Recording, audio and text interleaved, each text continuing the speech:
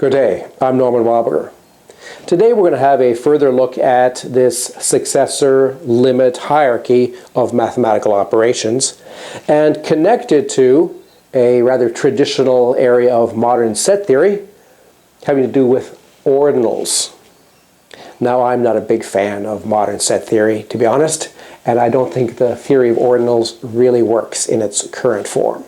But nevertheless, it's still going to be interesting for us to compare this ladder that we're creating with a similar kind of ladder that appears in this somewhat dubious theory of ordinals. So the setup is that we're looking at arithmetical operations on natural numbers. And we have basically two cool ways of creating bigger operations from given operations. One is the idea of a successor, and the other is the idea of a limit. So successor, if we have some operations, say circle cross, it's an actual arithmetical operation on natural numbers. So if you have two natural numbers, m and k, then m circle cross k is another natural number.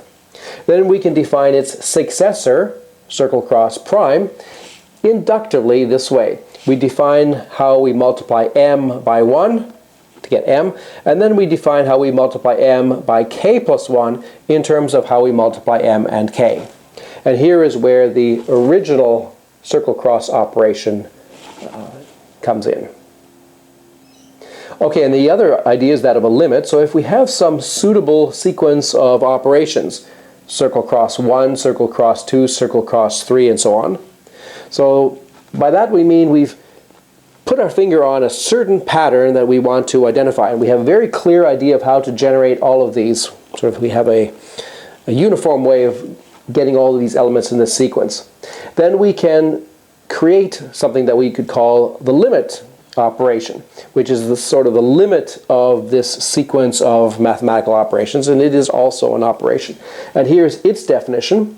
So m circle cross infinity k is defined in terms of one of these, in fact in terms of the kth one. So it's m circle cross k, k.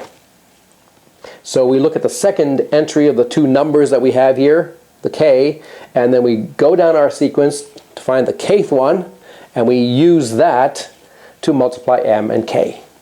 And that's the definition of this thing here. So this is especially powerful when k is big. As k gets big, then we're using bigger and bigger, typically, operations here to generate bigger and bigger numbers.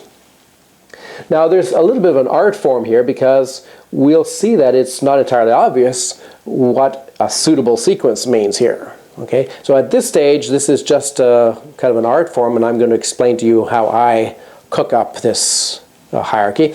But you will see that there's a pattern to it which can be explained, but I prefer to explain it a little bit later rather than right now. So you'll see it in practice, and then we'll get a sense of what actually happens more generally. All right, so these are the starting points for creating this very interesting and actually, in some sense, very fundamental hierarchy of mathematical operations. As a somewhat more compact way of writing this limit expression, we'll write it also in this fashion using an arrow. So here's circle cross 1, circle cross 2, circle cross 3. These are some operations that we've identified as forming an interesting sequence, and then we'll denote their limit with this arrow. Okay, so far we've established this successor limit hierarchy looking like this. We've started with addition. That's our starting operation. And then taking successor of addition gives us multiplication, which we called star 1. Taking successor of that, we got exponentiation, which is star 2. Taking the successor of that is the triangle operation, which was star 3. And we can keep going in that direction. That's a well-defined sort of sequence of operations defined inductively. Each is the successor of the previous. And the limit of that sequence is what we call star n. So we're using star n here rather than star infinity.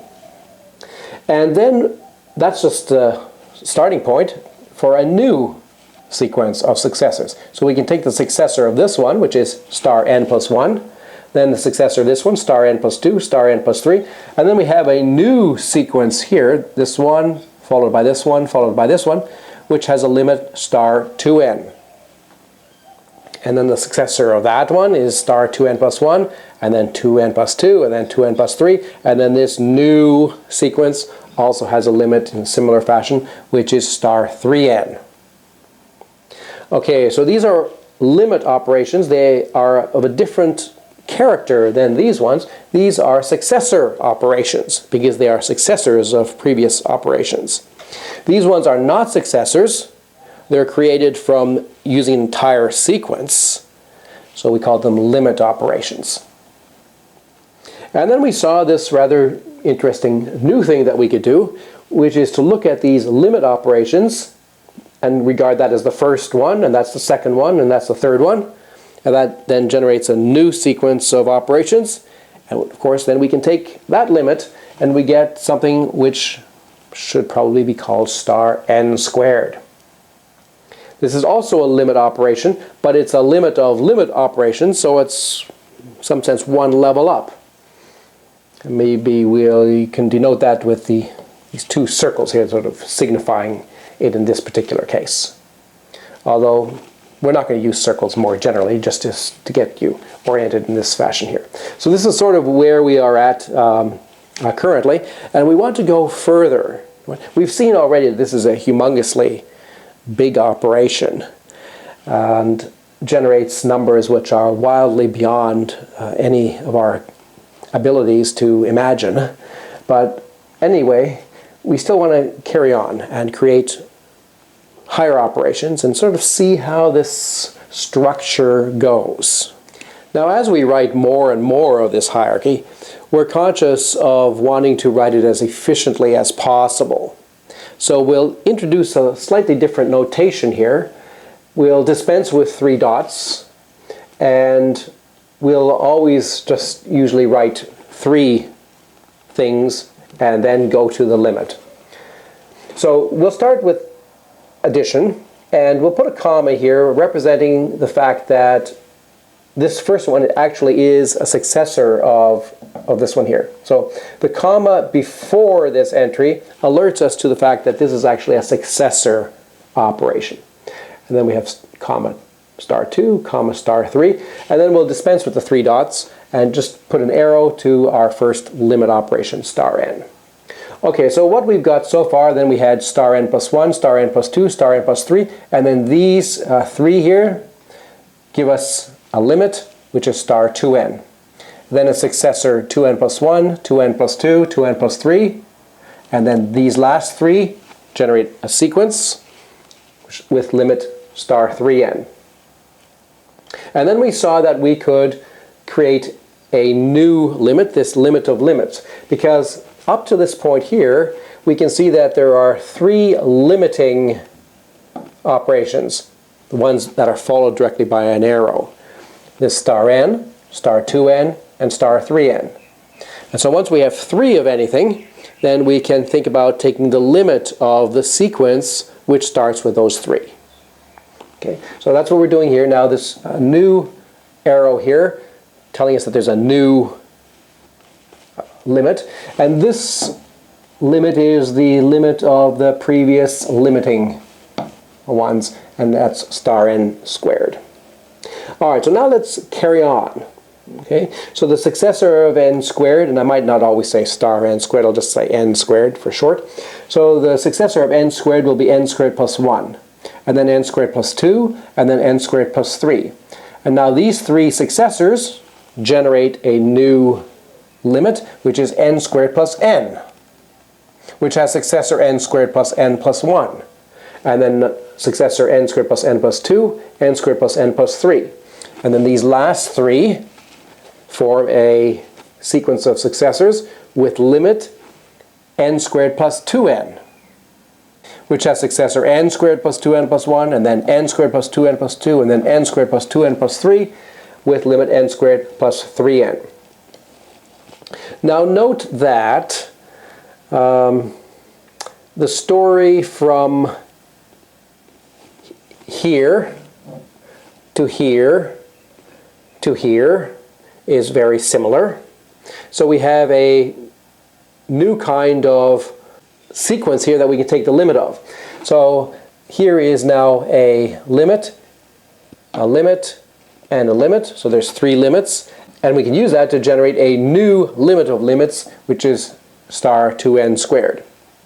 Now you might say, well, why don't we go back earlier? I mean, this was not the first limit. That was the first limit. But the point is, this is the first limit after this limit of limits. So we've gone to the limit of limits, and then we kind of erase the slate and start again back where we were. And then this is the next limit after this limit of limits. Then another limit here, and then another limit here. And we use those 3 to create a sequence which has limit, this one here. So this is another limit of limits. And then we could create its successor, and then its successor, and then its successor, and then the limit of these ones would be star 2n squared plus n. So we're kind of getting into a groove here, and let me just make some observations about the pattern that we're trying to establish here. That successor operations follow commas. So if you have an operation and you look just in front of it and there's a comma, then that's telling you that this operation is a successor. It's a successor of the one that's previously to the left of that comma. Limit operations follow arrows. So if you look at some operation and it has an arrow in front of it, that's telling you that that's a limit operation. Limits of limit operations follow 2 or perhaps more consecutive arrows. So in other words, this thing here, for example, here is a something which has an arrow in front of it, but the one in front of it has an arrow in front of it. So there's actually 2 consecutive arrows here in front of this one here. As opposed to in front of here, there's only 1 consecutive arrow, and before that there was a comma. So here there's 2 consecutive arrows in front of that. That's telling us that this is a higher kind of operation. It's a limit of limit operation.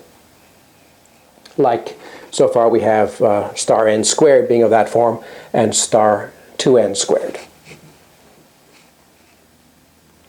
Okay, it's an excellent exercise for you now to perhaps pause if you're interested in this business. Pause and sort of stare at this and absorb it. It's rather subtle. There's a subtle but sort of elegant pattern here, and it's pleasant for you to continue this, just to write down what the next terms are going to be. See how far you can extend this. Well, why don't we be a little bit more efficient? We've seen that it's rather unnecessary to keep repeating these stars all the time, because each of these are operations and they have subscripts. So really we only need to take care of the subscripts. We need to only record the subscripts, and let's do that. And let's start in that spirit by agreeing that this addition operation might be associated to the subscript 0. That's sort of consistent with what we're doing. Okay, so here is then a rewrite of what we've just done, but now we can write a little bit bigger because these are no longer subscripts. So we have 0, and then we have 1, 2, 3 with limit n. And then n plus 1, n plus 2, n plus 3 with limit 2n. And then 2n plus 1, 2n plus 2, 2n plus 3 with limit 3n. And then n, 2n, and 3n are the limits, 3 successive limits, whose limit is n squared. Then successors n squared plus 1, n squared plus 2, n squared plus 3. These have limit n squared plus n. Successor n squared plus n plus 1, n squared plus n plus 2, n squared plus n plus 3. These ones have limit n squared plus 2n. Successor n squared plus 2n plus 1, n squared plus 2n plus 2, n squared plus 2n plus 3 with limit n squared plus 3n. And now these last 3 limits that we had, n squared plus n squared plus 2n, and n squared plus 3n, have limit 2n squared. Because there's already an n squared, and the n, 2n, 3n have limit n squared, so altogether we have 2n squared. Okay, now we can keep going a little bit beyond the last slide. 2n squared plus 1, 2n squared plus 2, 2n squared plus 3 with limit 2n squared plus n. Successor 2n squared plus n plus 1, 2n squared plus n plus 2, 2n squared plus n plus 3. These have limit 2n squared plus 2n. Successor 2n squared plus 2n plus 1, 2n squared plus 2n plus 2, 2n squared plus 2n plus 3 with limit 2n squared plus 3n. All right, so now we have the limits. This is a limit, that was the last limit, and the one before that was this. So we had 2n squared plus n, 2n squared plus 2n, 2n squared plus 3n. Those last limits have a limit of limits, which is 3n squared. Okay, so now we have another 3n squared, and that is then combined with, that's a limit of limits, yes, and so that's not the first limit of limits that we had. Let me just double that one there. That was a limit of limits. And where was the previous one? It was this one here. That was a limit of limits because it has two arrows in front of it. And then the first one was just n squared here. All right. So these three were not just limits, they were limits of limits. They were a little bit higher level. And so they form a sequence. Whenever we have a sequence of something that's identifiable and kind of a new pattern, we want to identify it and say, aha, we've got something going on here. We can take the limit of this pattern. So we can take the limit of n squared, 2n squared, and 3n squared. And that's a new kind of thing, which is n cubed. That deserves to have not just one or two circles around it, but in fact 3 circles. It's a kind of level 3 type of limit. Okay, so that's quite cool. And now I want you to pause and give some thought to the following question. What should be the next one on this list at this stage? Okay, it's a little bit of a puzzle for you. So please pause the video and give some thought as to what do you think the next one in our hierarchy is going to be.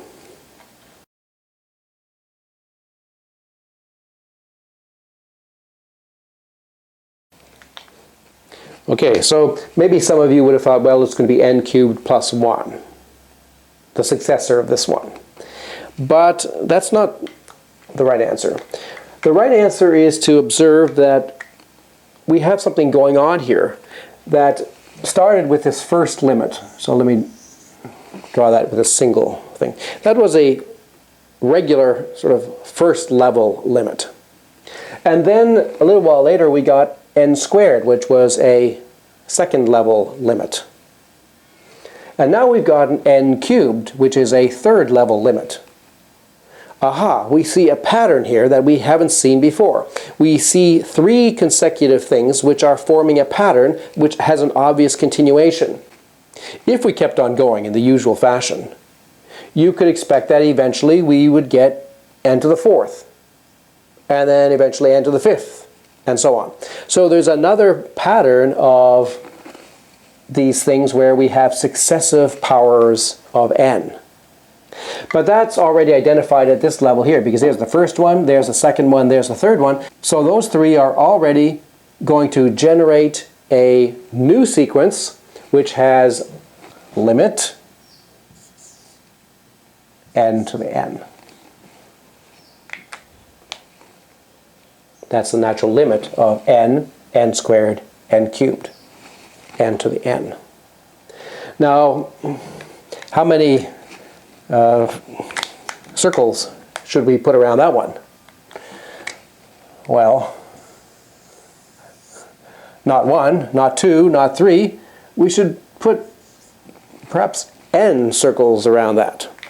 Well, n is just a symbol, so we should perhaps forget about the number of circles and rather think about the level or the index of the circles. So this is level 1, this is level 2, this is level 3, this is level n. Okay? So this is very analogous to what we're doing up here. We started with something at level 1, then level 2, then level 3, and then the next one in sequence was something of level n. So this suggests that as we keep going here, we could create new and new fellows whose levels themselves reflect these ones here. So that eventually we're going to get something which is going to be the first thing of level n plus 1, and then of level n plus 2, and then of level n plus 3, and then something of level 2n, and so on.